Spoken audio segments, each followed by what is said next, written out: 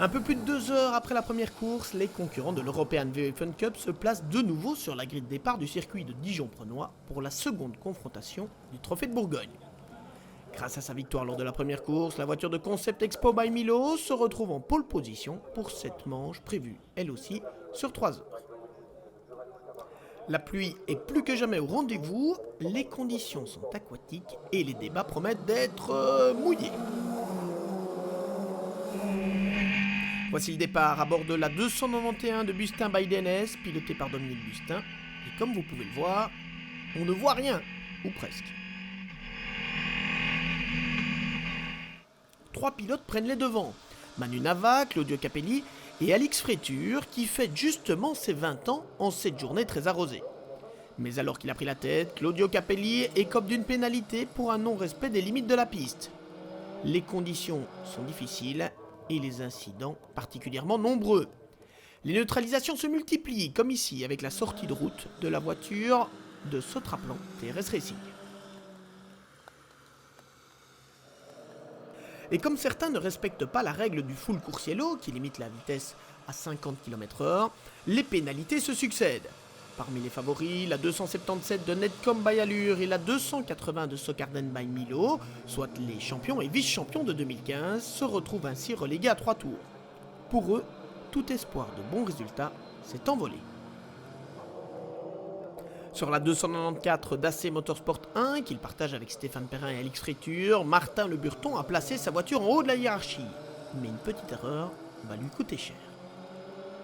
J'ai fait un cafouillage dans la boîte, j'ai bloqué les roues arrière et j'étais tout droit dans le bac. Et pour sortir du bac, il m'a fallu 1 minute 20, 1 minute 30, c'est 1 minute 50 le tour ici, donc j'ai tout perdu. Déjà lauréate à Francorchamps, l'équipe Bustin by DNS se retrouve alors en tête. Et elle ne laisse pas passer l'occasion de s'offrir un deuxième succès cette année.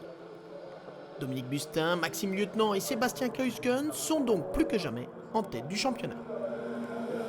Très belle saison, nouveau team, nouvel équipage et ça paye. On voulait essayer de faire des podiums et la 2 victoires d'affilée, c'est magnifique. Pour la deuxième place, la lutte a été intense jusqu'au bout avec 4 équipages groupés dans un mouchoir de poche. De quoi faire monter l'ambiance et le stress dans les stands. Au final, l'équipe Auto KPSC Corse Team a conservé de justesse la deuxième place, un excellent résultat pour Federico Sordini et Torino Zorza, et ce diable de Claudio Capelli de retour après sa blessure.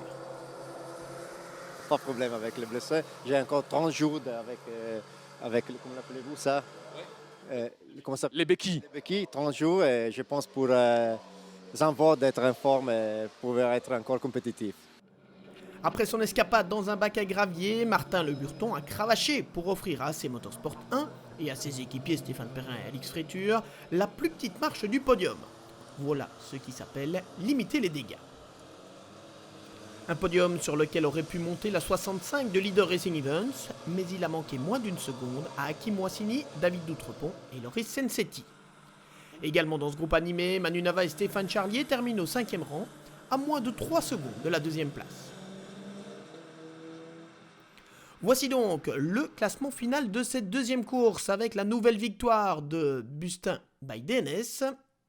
Deuxième position pour l'équipe Auto KPSC Corse Team, troisième AC Motorsport 1, quatrième Leader Racing, cinquième Acom by DNS, regardez les écarts réduits entre la deuxième et la cinquième place, et puis Jack Motors 1 complète le top 6.